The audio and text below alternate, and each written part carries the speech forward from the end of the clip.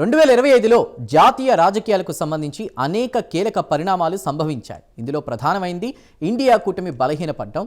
వాస్తవానికి జాతీయ రాజకీయాల్లో బీజేపీకి ప్రత్యామ్నాయంగా ఇండియా కూటమి ఏర్పాటైంది. అయితే ఇటీవలి కాలంలో ఇండియా కూటమిలో ఒక్కొక్కటిగా విభేదాలు బయటపడ్డాయి. దీంతో ఇండియా కూటమి నుంచి భాగస్వామ్య పక్షాలు వైదొలుగుతున్నాయి. అంతిమంగా ఇండియా కూటమి ఉనికే ప్రశ్నార్థకంగా మారింది.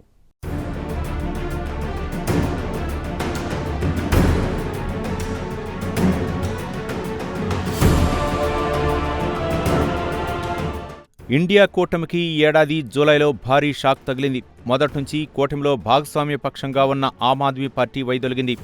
పార్లమెంటు సమావేశాలు ప్రారంభ వేళ ఆమ్ ఆద్మీ పార్టీ తీసుకున్న ఈ నిర్ణయం ఇండియా కూటమికి పెద్దన్నగా భావించుకునే కాంగ్రెస్ పార్టీకి షాక్ బాగానే భావించాలి. అయితే క్షేత్రస్థాయిలో పరిస్థితులు వేరుగా ఉన్నాయి. కాంగ్రెస్ పార్టీ, ఆమ్ ఆద్మీ పార్టీల మధ్య చాలా కాలంగా సత్సంబంధాలు లేవు. రెండు పార్టీల మధ్య సంబంధాలు పూర్తిగా బెడిసికొట్టాయి. కిందటేడాది సెప్టెంబర్లో జరిగిన హర్యానా ఎన్నికలు రెండు పార్టీల మధ్య సంబంధాలు దెబ్బతినడానికి కారణమయ్యాయి.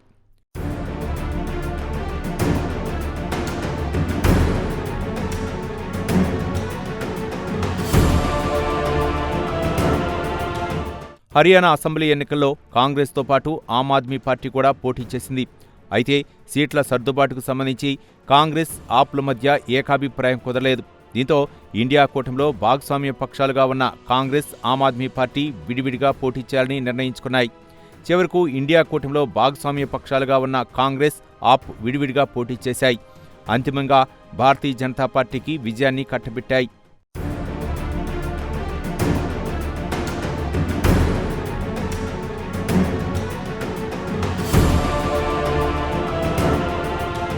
వాస్తవానికి హర్యానా ఎన్నికలపై కాంగ్రెస్ బోలెడని ఆశలు పెట్టుకుంది.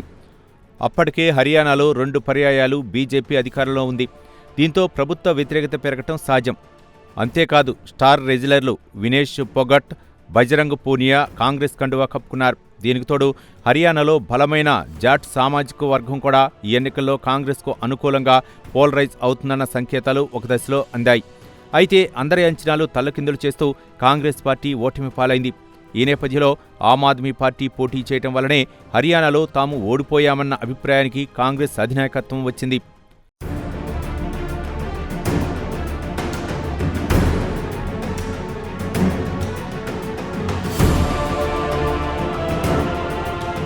కాగా మమతా బెనర్జీ నాయకత్వంలోని తృణమూల్ కాంగ్రెస్ ప్రస్తుతం ఇండియా కూటమిలోనే కొనసాగుతోంది.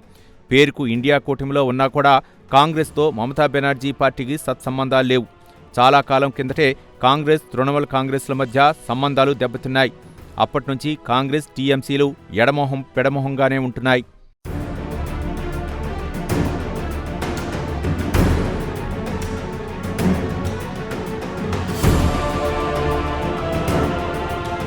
కాగా జమ్మూ కాశ్మీర్కు చెందిన నేషనల్ కాన్ఫరెన్స్ కూడా ఇండియా కూటమిలోనే కొనసాగుతోంది. అయితే అనేక అంశాలకు సంబంధించి కాంగ్రెస్ విధానాలను నేషనల్ కాన్ఫరెన్స్ అగ్రనేత జమ్మూ కాశ్మీర్ ముఖ్యమంత్రి ఒమర్ అబ్దుల్లా విభేదిస్తున్నారు.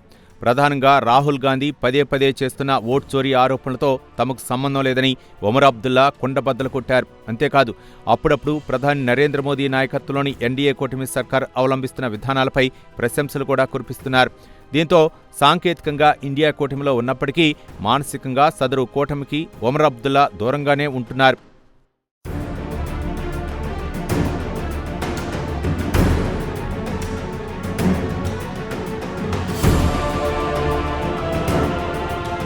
ఇదిలా ఉంటే ఈవీఎంలకు సంబంధించి కాంగ్రెస్ అగ్రనేత రాహుల్ గాంధీ చేసిన వ్యాఖ్యలతో శరద్ పవార్ నాయకత్వంలోని నేషనలిస్ట్ కాంగ్రెస్ పార్టీ ఎంపీ సుప్రియా సూలే విభేదించారు.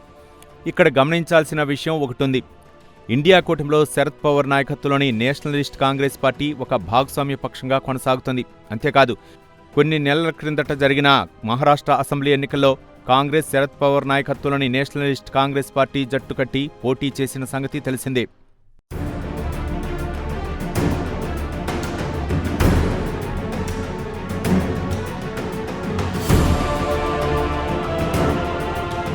కాగా ఇండియా కూటమికి కాంగ్రెస్ పార్టీ పెద్దన్నగా వ్యవహరిస్తోంది. అంతేకాదు, కూటమిలోని అన్ని భాగస్వామ్య పక్షాలను ఒకే తాటిపైకి తీసుకురావడంలో రాహుల్ గాంధీ విఫలమవుతున్నారన్న విమర్శలు వస్తున్నాయి.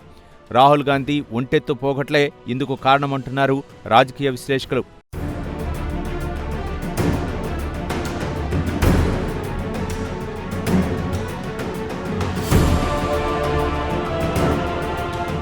ఏది ఏమైనా ఈ ఏడాది ఇండియా కూటమి బలహీనంగా మారిందన్నది వాస్తవం.